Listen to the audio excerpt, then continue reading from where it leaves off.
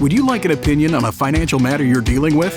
Whether it's about retirement, investments, taxes, or 401ks, Scott Hanson and Pat McClain would like to help you by answering your call. To join Allworth's Money Matters, call now at 833-99-WORTH. That's 833-99-WORTH. Welcome to Allworth's Money Matters. Scott Hanson. Pat McClain.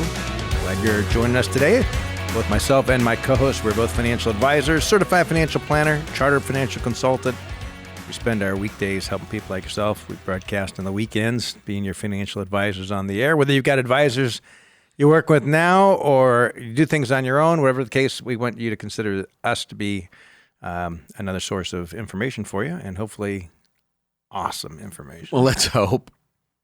But let them be the judge. Whether it's awesome or not? Yes, absolutely. Yeah. And to join our program, if you'd like to be part of the show, meaning you've got a question for us that you'd like us to see if we cannot answer for you, we'd love to take your call. The contact number is 833-99-WORTH, 833-999-6784. So if you have a question about IRAs, 401k, mortgages, life Stock insurance, market, real estate, anything financial related for that matter. Yes.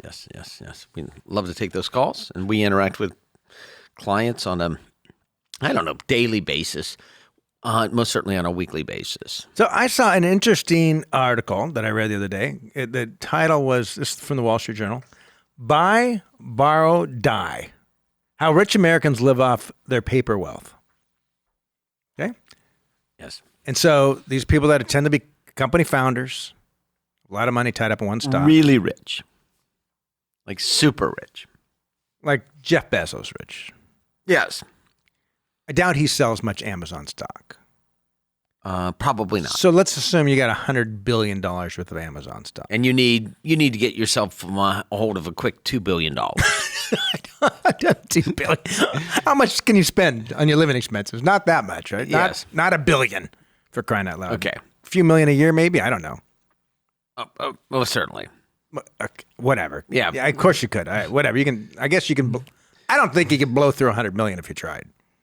That might be even impossible. Oh, I'd like to try. Oh, he is going to space. Yeah. So that's not, it's not went free. to space. So, what the point of this is that when you take a loan of an asset, you're not taxed on that loan. You pull a home equity loan out of your house. You bought your house for $200. It's worth $800 today. You take an extra $100,000 home equity. That's not taxable to you. You have your stock in Amazon. You take a loan against that. That loan, that's not taxable to you. And then under current laws, when you pass away, whatever gain had been there is stepped up. Now, this article didn't talk about estate taxes that are going to take half of this, but so what essentially that means is I've got $10 million in stock. I need $1 million right now. I actually pledge my $10 million in stock as collateral. I borrow $1 million. By the way, depending upon the type of stock or what you're pledging, you could normally borrow up to 40 to 50% of the value of that. I live on that. The day I die, that stock receives what's called a step-up in basis. And a step-up in basis means that they pretend that there's no stock, that there's no capital gains due on the growth of that stock. So I was able to live off the stock. The cost of living off that stock was the cost of money, the loan on the stock, the interest rate. But in return, I held it till I died, and then capital paid no gains taxes forgiven. on that. That's assuming everything goes well.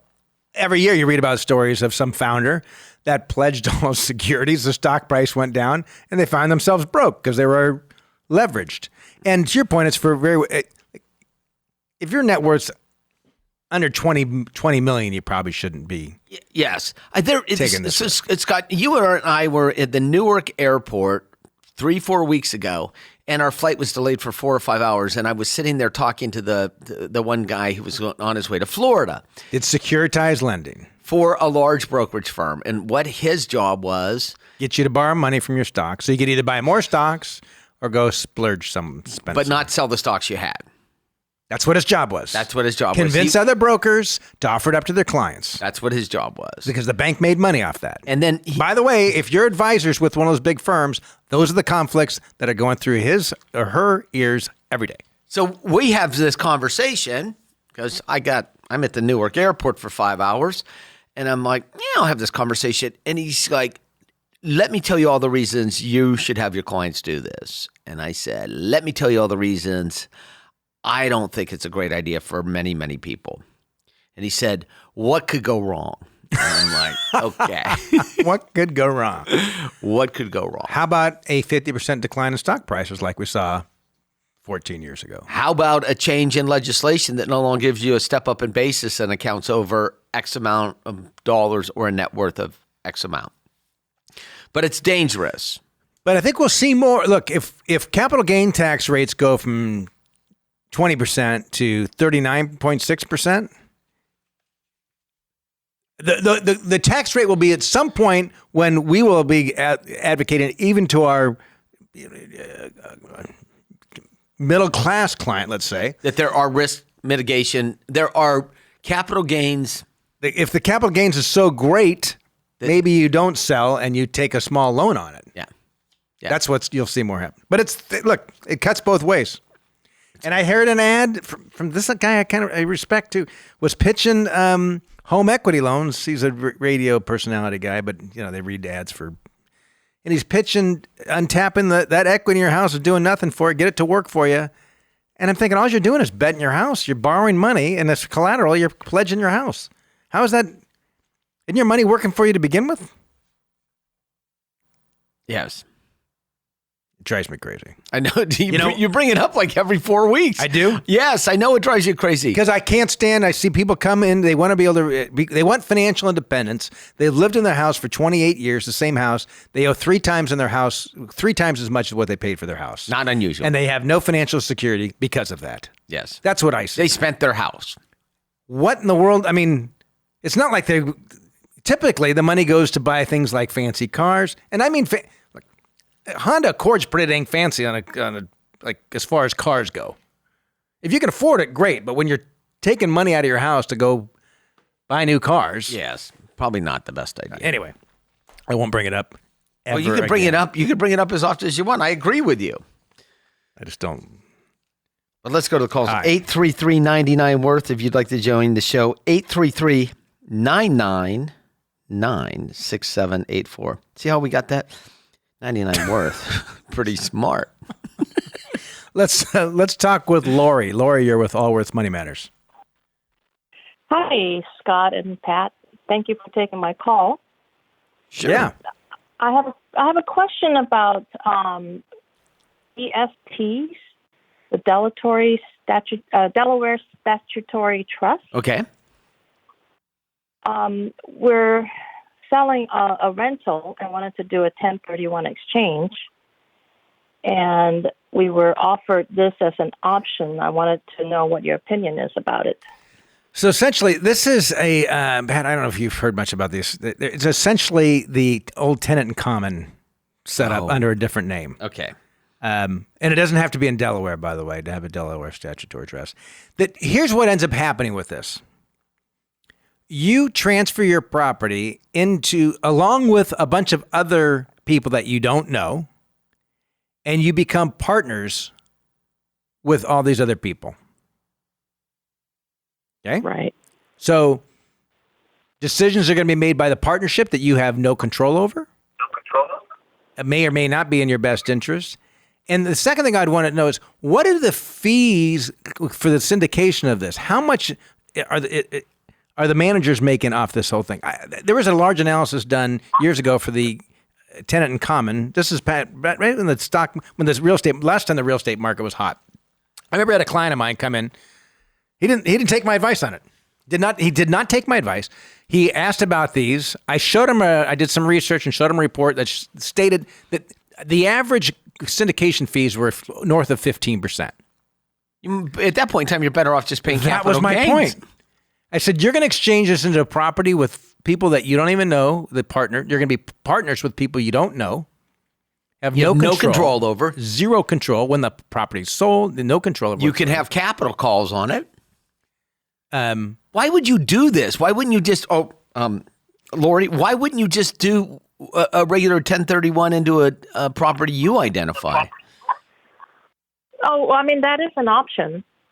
But I just thought if we couldn't identify the property in time, or if we bought a property, I guess we would either have to buy two properties to make up for the difference, or put some funds away into this DST. But why would you? But I would not use the DST.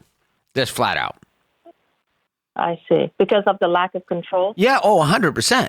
So what's the value of the 100%? Lack of liquidity, lack of control, lack of look. What's going to stop this firm from actually buying their own properties from themselves? I had another client. She did a similar thing. It was a nursing home. I remember this. It was in a nursing home. And she had a few other partners in this nursing home. What could go wrong? Nursing home. It's the people that think. Well, they ended up with vacancies for several months. She ended up with capital calls. So she had this investment that thought was going to give her passive income. Instead, she was writing checks in on a frequent basis. She's talking to me like, Scott, what do I do about this? I'm like, what can you do? Yeah, well, you could not do that. You could actually get damped down on your percentage of ownership at a high cost associated with it. Yeah. So, what's the value of the property you're selling? About $550,000. 550,000 or 5.5 million? 550,000. And what did you pay for this? 180 plus 190. What year did you buy that? 2010. And how much have you put into it above the purchase price in terms of capital improvements? Were you the first owner? No. What was this home? No, How old is the house? We bought it as a rental during the crisis, on the end of the crisis, So you bought it when things were really cheap. Yeah. What year did she say she bought it? 2010. Okay. Did that house trade in the 5 years prior to that? Yeah, at one point in time, trade? Scott's going at this. At one point in time, it probably traded for 350 or 4, and you bought it at 190. Is that a fair statement? Yeah. Yes. Okay. So here's where I'm going with this. You bought this probably the perfect timing. Probably the bottom of the market. Yeah. Half what it was trading for a few years prior. You bought because prices were low, and for whatever reason you want to sell it now. The thing is, we are at the complete opposite end of the market cycle. I don't know where the market cycle is going to end, but I know real estate doesn't go up every year by 20%. Correct. And we're trying to take advantage of it by selling. but you're not really, because you're just going to be exchanging it in something else that's gone up in value, which has gone up in value. It's a 20%. Lateral move. So, well, we're buying out of state. Okay, then go buy into a lesser, less expensive market. Go do it yourself. Don't use a Delaware. No way. This Delaware Trust, by the way, that's just a new name for the tenants in common. I looked it up while you were talking, Scott. That's statutory. It's just a new name for tenant in common. So you either recognize the gain or go and it's not just like a typical limited partnership where there's other controls. It's very restrictive as to the general partner gets. Yes. Okay. All the control. Yeah. So if I that was the thing I was not very happy with, the lack of control, and the potential. How old are you, Lori? Print, how old are you? 55. And is your house paid off? It was, but we recently took out some equity. I know you were just talking about that. What'd you do with it?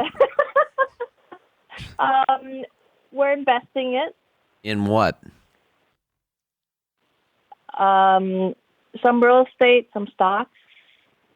How much did you take out? You're 55. You took money out of your house to go buy stocks and real estate? Uh-huh. How much did you take out? About 300,000. Oh my! So God. here's what. And how much other assets do you have? How much money do you have in 401ks or other real estate? You have this rental property. You had your own home. How much other assets do you have? We have another rental, which is paid for. Okay.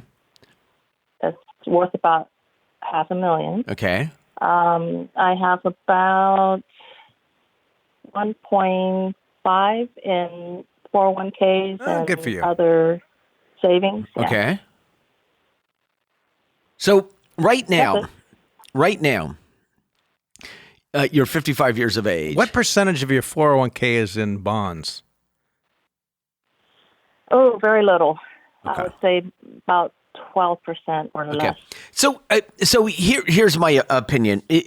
My opinion would be, if you're buying out of state, then go ahead and identify the property out of state and do the your own tax-free exchange, or recognize the capital gain on this and call it a day. Take any of the proceeds from this and put it back down on your home mortgage to pay that down. You're 55 years of age. You might want to retire in the next 10, 15 years. Right. Right? Or at least Or have the Or ability sooner. to. Then you should actually start planning with that. And part of that planning means risk mitigation. Okay. So that's Because what happens if we go through another period like the financial crisis? we will. Yeah, we just don't know when. Right. Yeah, I don't know when. Yeah. And actually, if I did know when, I wouldn't tell anyone. Nor would you be doing this radio program. That's right. So here's what we see here is that you're doing a risk. You don't have any guidelines around risk that are actually guiding your behavior. Because Probably true. you paid down and your if you mortgage just look at- significantly, did you not, over the years? And then you just borrowed it back out in a whole lump sum. At a time when prices are astronomically high on a historical basis on almost every asset class. You bought this rental at I know, the perfect time. I know we didn't, but you didn't call us up for us to beat. right. You need to step back for a couple minutes and actually look at your own risk. And you might want to pay someone for some financial advice to actually do a financial plan that says, I'm going to Probabilities of retire outcome. in 7, 8, 10 years. What are my probabilities of getting there? And they will actually build models that will actually show you how to get there. So I appreciate the call. Yeah, wish you well. And so obviously we answered a question on the Thank you. what if that was Yeah. on And we didn't mean to. No. But it just You shows know- we care a little bit. I can't tell you how many people we saw, whether it was the financial crisis or the .com. Now, I was a little nervous about the debt. She's got quite a bit in her 401k and another. Makes So it she's better. I felt much, much better. Because sometimes you see people that just end up with too much debt. Markets turn south. They get into trouble. I don't think that's going to happen with Laura because it was a very small percentage of her portfolio. But sometimes paying the capital, look, you invest to have a gain. Sometimes paying a capital gain is not that. For a lot of people, the net proceeds are going to be more today than they would a year ago. You and I sold a house that we owned together last year. Did we pay capital gains on it? We did. We did. And we sold some raw land earlier this year. And we paid capital gains on it. Yeah. Scott and I've I also own- exchanged properties. So every situation is a little bit different. Yeah. Every situation is different. But look, and I'm not predicting the real estate market's going to take a dump, nor the stock market's going to take a dump. Actually, I am. At some point in time, we will see declines in values of both. We'll see declines in residential real estate again. We have in the past. We'll see it again. We'll see declines in stock prices. I don't know when. Maybe it won't be for 5 years. Wow, it's as soon as the quantitative easing frees up and we start to see a rise in interest rates, we will most certainly see an effect on both the bond and stock market and real estate market. So the question is, That's why they're not- how quick are they going to do it, and how That's why fast are they they going to haven't, do it? isn't That's it? why they haven't. But you can't live in this fairy fantasy And if you pixie jack dust up world. if you jack up interest rates, then suddenly the servicing the debt takes a whack out of your budget. How are you going to pay But for you all can't these- live in this world forever. I mean, you can't live in the world where we're going to protect every risk asset from economic downturns because the Federal Reserve is going to step in and back it all up. Just it can't live there forever. You're going to have to let the free markets control themselves at some point in time to at least some degree. Because there's no better way to clear to allocate capital than the free markets. That's my opinion. None that we have so far. Yeah. All right, let's continue on here. We're talking with Jenny. Jenny, you're with Allworth Money Matters. Hi there. Thanks for taking my call. Yeah. So I've been a widow for about 4 years, and I have 3 homes. My personal home I own, paid off. I have one rental I owe about 105,000 on, and then I have a second rental. And my question is about that second rental. It is paid off. My husband and I purchased it in about 1985 for $60,000. My concern is about what you're just talking about. I don't know whether I should sell it right now and eat the capital gains or take a chance and keep it in the portfolio because it does generate income.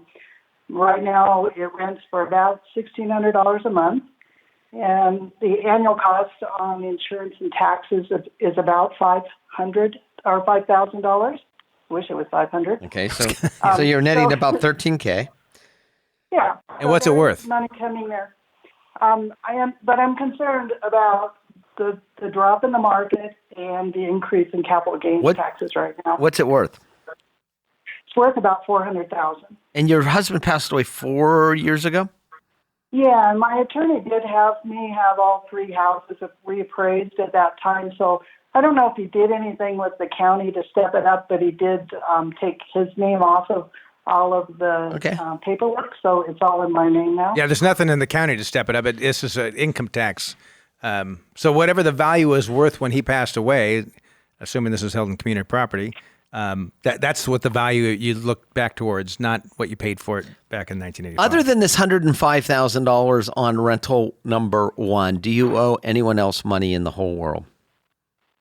No. I own my 11-year-old car. I own a motorcycle. I don't, What are you living I don't on? know anybody. I actually am working full-time still. So I actually am receiving survivor benefits from my husband's Social Security, and that's about $2,200 net a month right now. I make about $130,000 a year, so I was going to quit and travel, but then COVID hit. And you're age 60s. Well, I know you're between age. I'm sorry, I'm 67. Okay, I was going to say I know you're between age 66 and 70, but what's driving you to consider selling rental number two? You made no mention of rental. The potential for the capital gains taxes to go up and taxes in general going up. And how much money do you have in IRAs? So in IRAs, 401k, and annuities, about a little over $1 million. I have $200,000 in savings. I've been afraid to pay off the other house just because I didn't know what was going to happen this last year with COVID hitting and wasn't sure about the economy in general. My portfolio is pretty much half and half stocks and bonds. Okay. Unless there's something really bugging you about this rental, I don't know if I'd sell it. And do you have? Will you be receiving a pension when you retire? No, just Social Security, and I was just going to step it up to mine when I was 70 and a half. So the only thing I would do, and I'm going to agree with Scott. I mean, if there's some reason you don't want to have it anymore, that would be a good. I don't know when the market's going to. I don't think rents are going to fall anytime soon. And rents is really the nice thing about this increase that we've seen in real estate prices. It's been driven in a good portion, at least, by rising rents. I'm not. Right. Maybe that's not good for the people that are renters. I'm not. But at least that there's some real. There's a mathematical formula that one could put on the rising real estate prices. When we had it the previous time back in the 2000s, rents were totally flat and real estate prices were going through the roof. And we've got some demand issues going on right now. I live in Denver, so I understand that totally. So here's what I would do. Unless there was a reason that was compelling me, like, I hate these tenants, I hate everything about it, I need to get out of here, I would just leave the rental alone. I most certainly would take some of that money out of the bank and pay off that. You said you had a couple $100,000 in the bank? Yeah, a little over $200,000 in the bank. Yeah, just take that and pay off the rental number one. And if you're worried about your equity allocation, you can, underweight equities more, but I think you're fine at 50-50. And part of the reason I was saying hold on to this rental is my question would be, what would you do with the money otherwise? Because you got $200,000 sitting in the bank because you're afraid to, right? So then what do you do with it? You're going to go buy bonds? That didn't make a lot of sense. You're going to go buy stocks? Well, I don't think you'd want to be doing that either. it's kind of unfortunate. I sat on the 200,000 thinking that the stock market was going to go down, so I didn't want to play around. I was waiting, and it's done nothing but go up. Well, so far. I lost my opportunity there, but Okay. I felt secure. You've done awful, It's Jenny. about security. You've done terrible. What are you complaining about? I'm not complaining. You can't look at it that way. And then you made the decision based upon your risk tolerance with all the available information you had at the Correct. time. You're in good So shape. All you want to do, like to clean up around the edges, is just pay off rental number one, call That's it a what I day, do. And you're in great shape. And you're in great shape. And work as long as you enjoy it. And then the minute you don't, you know what to do. Just go travel. Yeah. Okay. All right. Appreciate the call. I appreciate the call. Thank you. Yeah, thanks for joining us. We're going to take a quick break. We'll take more calls when we come back. 833-99-WORTH is the number. This is Scott Hansen and Pat McClain of Allworth Financial.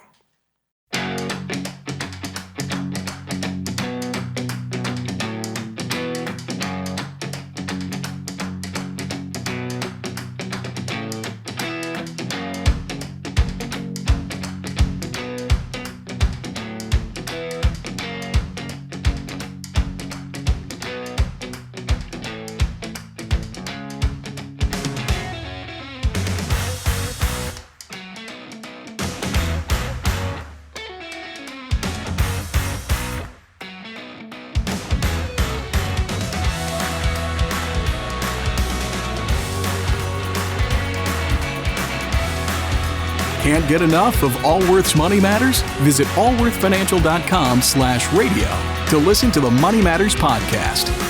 Welcome back to Allworth's Money Matters. Scott Hansen. Pat McClain. Glad you're still listening to the program. Anyway, but hey, before we go back to calls here, and we will go back to calls, we've got live workshops coming up August 14th. Actually, today, but you probably missed that one if you're listening to this. August 14th in Sacramento, Denver, and Cincinnati. The Social Security workshops are 5 steps to managing your Social Security, and you can register at allworthfinancial.com. And then secondly, we think our phone calls are what make the show more interesting. We can talk for hours, trust us. But we like taking phone calls because what people have told us is oftentimes they'll get a glimpse of some aspect of their own financial life by listening to someone else present something that's happening in their financial life. Or they can feel really good about their own financial life based upon. But the funny thing is, the majority of our callers are still our radio listeners, not our podcast listeners, although we have many more podcast listeners. My point is, if you'd like to join us, if you got a question for us, I'm curious what these guys would think about my situation. Would love to take your call. You can call this number and just set up a time. We schedule our calls in the studio periodically, and we can schedule a time that's convenient for you. Well, as long as it's convenient for us as well. That'd be totally transparent. But and then we can just take your question and work great. So to join us for that, 833-99-WORTH is the number. 833-99-WORTH or 833-999-6784. And we will get you something scheduled. Get you on the air. And if you forget that, you can send an email at questions@moneymatters.com, and we'll get you there too. Let's talk with Judy. Judy, you're with Allworth's Money Matters. Hi, good afternoon. Thank you for being available to answer my question. Oh, thank you, Judy. What can we do for you? Well, I have 3 grown children and 5 grandchildren. And for the 3 children who are now close to 40, I did 529 accounts to save for college, and it worked well for them. Yep. I have recently opened some 529 accounts for my grandchildren, but I am aware of a lot of discussion among financial investment people who no longer believe that 529 accounts are a good vehicle to save for grandchildren for college. I'm aware of the fact that in the last 2 years, for example, there have been fairly significant returns through the stock market in investments that are not 529. Mm-hmm. But I'm also aware of the fact that I don't pay any taxes on, they don't pay any taxes on whatever the growth is Okay. over the life of the investment, except perhaps for state tax, but no federal tax. And what alternatives have these advisors offered to the 529 plan? Pretty much just, investing in mutual funds, separate account for them, Okay. and you let the market do whatever the market is going to do. So let's step back for a second and actually understand what a 529 is. A 529 is just a label on an account. It is not an investment itself. So when someone says a 529 plan, it's like an IRA. An IRA is not an investment. It is actually part of the tax code. A 401k is not an investment. It's part of the tax code, right? A 529 is actually tax code. It's not the investment itself. So inside of that 529, you can hold lots of different things. So the way it is structured right now is each state in the United States actually will pick one provider for 529s for that particular state. Why that is, I have no idea. It makes absolutely no sense to me whatsoever why they should actually have this federal tax code and then allow the states to somehow get involved in the administration. Because it was designed just like the 401k. It wasn't actually, when it was set up, it wasn't intended for this purpose. It came from prepaid tuition plans. Oh, is that how it Someone started? found a loophole around it. Okay, so in that 529, Hold on, what's that? guys. Yeah. I don't think that's necessarily the case, because you can invest in 529 accounts in something like the Washington Mutual Investment Fund. That's right. Or Right. American Fund And I growth think- funds, and those are national. They're not just No. California. They sit inside the 529 plan. So it doesn't, so you're talking about the American Funds group of things where you can buy Investment Company of America or can buy the Washington same thing in Mutual. the You can buy it in 529. the 529 plans. In fact, I know that for a fact because I did. Yeah. Right? Well, that's what I did. Okay, it doesn't make it taxable. Well, I don't understand the argument against the 529 plan. But you started by saying that a lot of people in the But financial you could buy the S&P 500 in the course you 529 can. plan. So there's a large enough selection in the 529 plans across the United States that you can get as much equity exposure as you can want. get just. So that's what I think is confusing us, Judy, when you brought the argument that the stock market's done well, so you don't know if the 529 plan's good. What is it you don't like about a 529 plan? And it's not that I don't like it about it. So let me give you an example. Okay. And this is a bit of a topic of discussion among a group of people who I know. So, Okay. So let's take and anything. If you're going to invest in an American fund, a Washington Mutual Investment Fund, and you compare it to what if you had just invested in a S&P 500 or Dow Jones Market Index Fund or something like that, it hasn't done as well Okay. as those funds. Okay. I don't know if it has or not, but the point is, you can buy an S&P 500 fund in a 529 plan. You can buy the Qs, right? The NASDAQ in a 529 plan. You can buy lots of different things inside of a 529 plan. Okay. So what I'm So you're saying, not really, what? I'm sorry. I didn't mean to interrupt you. No, go ahead. Some of the plans in some of the states limit you Absolutely. to what you can buy. Absolutely. But it looks like at least in California, it's not limited. But you don't in California. You can get a plan from any state in the union. It doesn't have to be in California. So if you wanted Vanguard's plan, you wouldn't use California. You'd use Utah, and you're allowed to use Utah plan. You don't have to use the plan Now, from the state. some states will give you a tax deduction or some tax benefits if you reside in that state. But you don't have to use the same state that you or the grandchild or child actually reside in. It's got nothing to do with the state. It's just the way the rules were written that each state is allowed one plan administrator. I do understand all of that. I guess the bottom line on the discussion amongst people is that the generalized rates of return that you get from, quote, investing in 529 accounts for college education don't seem to do as well. That's wrong. emphatically false. Wrong. Okay, Maybe the amount of dollars in 529 plans, depending on where they're invested, but you have almost the identical options within a 529 plan as you do outside a 529 plan. Period. and you get better tax. You're talking to some brokers trying to sell you an American Funds plan. That's what your problem is. Frankly, he's a commissioned broker. Yeah. And He's trying to sell you his product.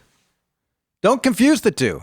And not to get frightened. I mean, it's just the reality is, I think as a grandma, I think it's great you're saving for your kids' education. There's no better place to do it than a grandparent. Correct. Because it stays in your name and not in the child's or the parent's name. And it's out of your estate, so it's not subject to estate taxes. And you can preload many years of in the plan without being subject to a gift tax. So we don't have to make it difficult. Just go and buy the S&P 500 in the 529 plan for whatever state you want to do it in your grandchildren's name. And forget about, you brought up American Funds and Washington Mutual and all that stuff. Don't worry about any of that garbage.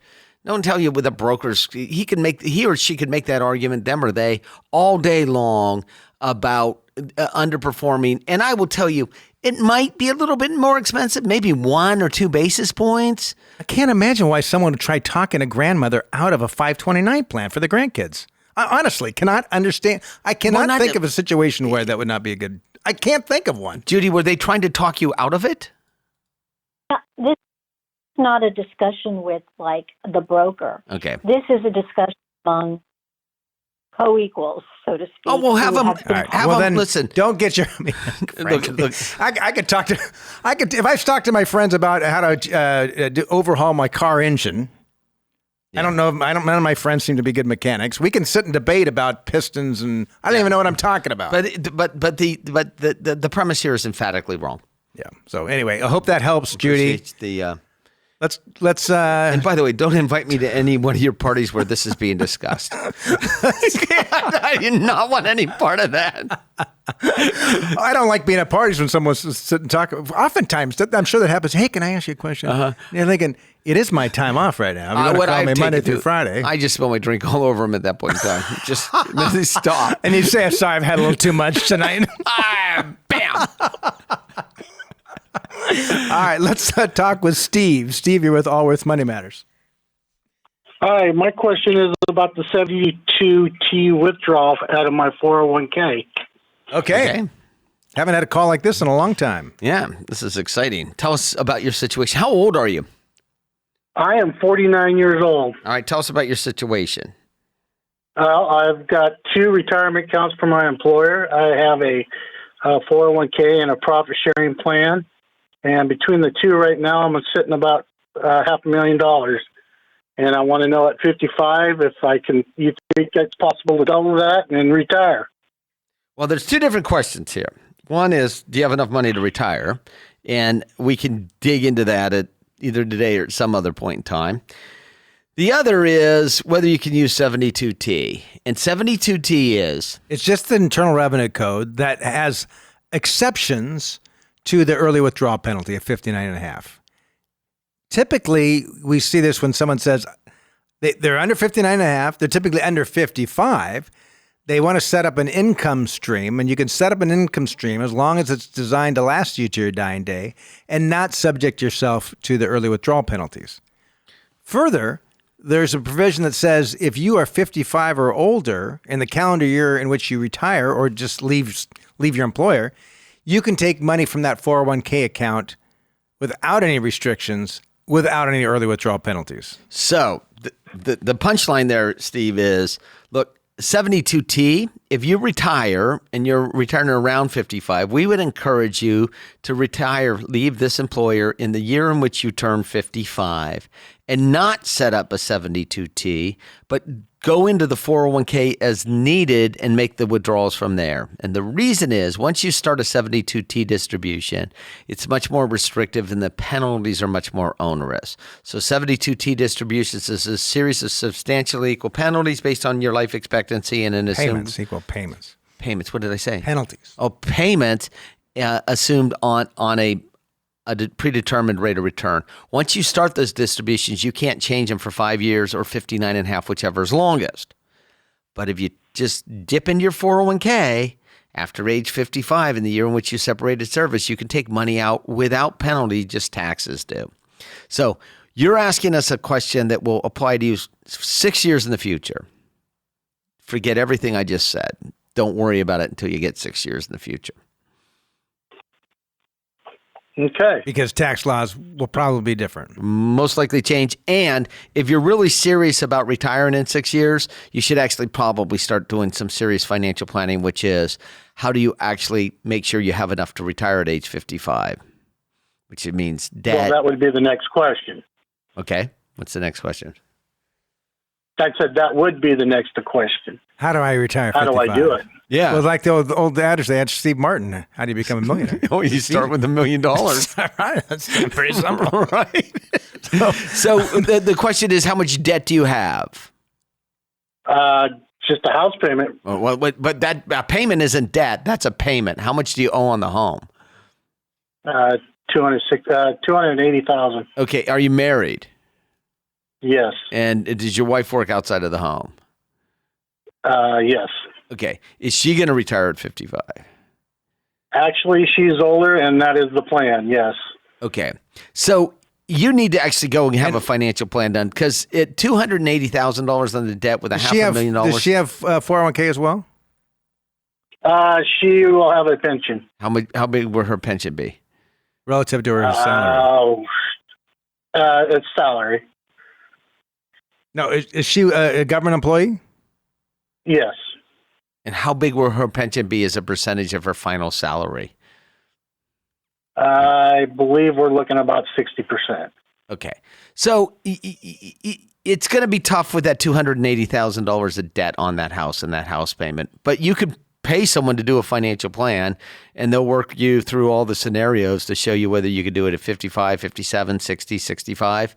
And what it would mean. You retire at 55, here's what your financial assets would be, and this is what it would mean as far as retirement income. Yeah, and you might say, well, I have $300,000 in equity in the home, and I'm going to move to Bend, Oregon, or, Alabaster, Michigan, or, Where? Tupelo, Mississippi. And That's then another hot spot. And then work through the what if scenarios. But that's not a question we can answer on the radio. My guess is you probably need to be saving more than you are right now. That'd be my guess. So appreciate the call. Yeah, wish you well, Steve. And it's interesting. Those 72T, these were used a lot in the 90s. Companies were retiring people. They were downsizing by offering sweeteners in their pension plan. People were being exited to leave, and the markets were doing good. And so a lot of people were saying, why don't I just take some money from my retirement account? I'm 54, but heck, got this great retirement offer. And so people were setting up 72T distributions. Then the financial crisis, the .com thing hit. It was a bit of a reset on people. Then there's the financial crisis, a bit of a reset on people. Yeah, you don't see it much at all anymore. No, but I did reflect. I remember we had some clients years ago. They were 50 years old. I was my 50 years old. They were still working some. They wanted to take that million plus in their retirement accounts. They wanted to take the maximum they could on return from 72T. Well, this is in 2000. Okay. And then, Scott, what's the maximum? There's the tax laws changed since then. At that time, you made up your own maximum You number. could set a number. They called it a reasonable. And they want to know what is the highest reasonable rate of return. I don't know. They ended up picking a number of 9%. Wow. It didn't stay retired long. And I remember the time saying, you're going to be spending money in your 50s that you're going to need in your 70s. And of course, we saw the market. You were right. Well, it's just, It goes through cycles. things go through cycles. And the danger with This is for people under 59 and a half. Most Yeah. people don't have enough assets to retire. Most under people should 59 and a work half. till They just don't have enough assets to retire under 59 and a half. Most people. yeah. And it sounded, unless you're going to move to you have tons of equity in your home and you're going to move to a really pay cash for a house. And And then you're not taking a 72T distribution. that's right. And I have been to Tupelo, Mississippi, and not quite certain I'd want to move there, but it's not a bad place. It Why are we in Tupelo, Mississippi? was on a bicycle ride. Tupelo. Yeah. That sound like a good bike ride either. But It was anyway, I'm that just time of kidding. year. It was absolutely beautiful. Mississippi's not bad. I liked Mississippi. Let's talk to Randy. Randy, you're with Allworth's Money Matters.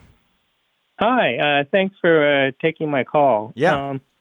I have a question. I'm planning on retiring early next year, about this time next year.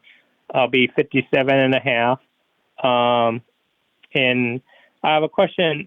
If it's better because of the whole COVID stuff, I haven't been able to take vacation. And so I have like 360 hours on the books, which basically comes out to about over $31,000 if I cash out. Uh-huh. So I want to know if it's better to kind of milk the vacation before I retire or cash out that whole amount. Okay, Is so there pros and cons or tax advantage of either way? well, let's talk a little bit about this. Do you work in a job that pays a defined benefit pension plan, like a pension when you retire? Yeah. So I'm going to get a pension about $47,000 a year. Okay. So when is that, and does the pension have automatic increases associated with it? No. It doesn't. So it doesn't reset any June or July. So I was in a meeting a couple weeks ago with another advisor and a client, and we had this massive discussion about whether we should use the vacation for another 3 months in order to actually trigger the increase in the pension so that they could actually get a larger pension for the rest of their life. That doesn't apply to you. There's no automatic trigger on the pension. Well, so every month you work, you may get like $100 more. I understand, but there's not like a 3% accelerator on the overall pension at any one point in time. No. Okay. It doesn't matter then. Well, if he continues on, if he gets a little slightly more pension every month he's still on the payroll, why wouldn't he? Well, then because then he's going to lose that pension for that period of time. So it will matter some. And I doubt that every month is driving your pension up by $100. That would be unbelievable. Yeah, right. Of course not. So it depends on how they, I guess it could matter if they calculate it, but normally in these things, they actually calculate your pension with the vacation and they don't pay any attention on how this one is paid out. One thing you could do is funnel a good chunk of this into a 401k. Yeah. You could funnel probably almost all of it.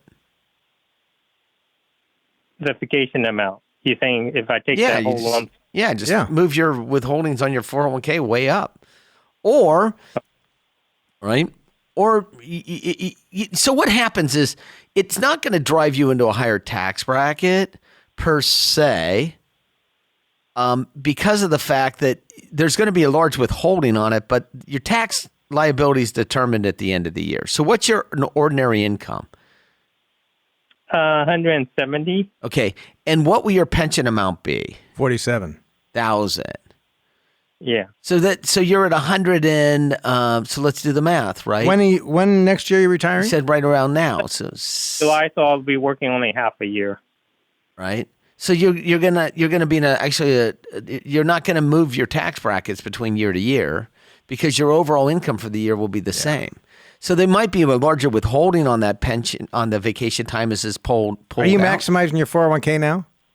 Yeah. Okay, it's already maximized. Just make sure you maximize it next year. Yeah, and Take so the what vacation as a happens lump. is, depending upon how they withhold from yours, they're going to withhold a bunch of money, but the real true tax obligation is actually determined at the end of the year when you file your tax return. So the withholding will be large. You hear this at work. Well, they withheld 45% of my doesn't amount. pay to work overtime. Yeah, because they hold this, and it doesn't really have anything to do with that particular tax. Your tax obligation is determined at the end of the year when you file your tax return, and then you either get a refund or you owe more. So you're not moving yourself up into another bracket by taking it as a lump sum. So I would just take it as a lump sum. unless Okay. it somehow affected my pension in a dramatic fashion. All right. All righty? Okay, that's good. Okay, because people tell me otherwise, like, oh, well, if you take that lump sum, you're going to get taxed more. It's like, You won't get they're taxed wrong. more. They're wrong. They couldn't be more wrong. Look. What happens if when you get a large check, whether it's a bonus, unused vacation, your employer, the payroll system will go and look and say, oh, Randy's paid twice a month. He's got $30,000 in this paycheck. Wow, that's like he earns $60,000 a month. That's $700,000 a year. At $700,000 a year, we're going to need to withhold at this percentage. That's how it works. Right? But then when you file your tax at the end of the year, you didn't make $700,000. You just made $700,000 it looked like for that time And if you don't want to period. give the government money, do the calculation beforehand and change your withholdings. You can change your withholdings to whatever number you want. Your employers are required to inform the employee, the government, I think when the withholdings go over 10, but I've had as many as 25 withholdings on my paycheck before. In the early days, if I had a big lump sum of money coming in and I really needed it, I would change my withholdings to 25, so they'd withhold no taxes. And then payroll people would say, you can't do that. And I said, oh, absolutely I can. You just have to report it to the government. And they're like, well, you don't want that? And I'm like, I don't care. I'm not going to cheat my taxes. I'm not cheating on my taxes. I'm just playing the game. And that's why people talk about this withholding, but it doesn't matter to you. okay, great. All right. Okay, thanks. Thanks, Ah, Randy. who could ever get And, so you know, it's passionate about interesting. a tax withholding? Well, we're seeing companies move away from the carryover of vacation.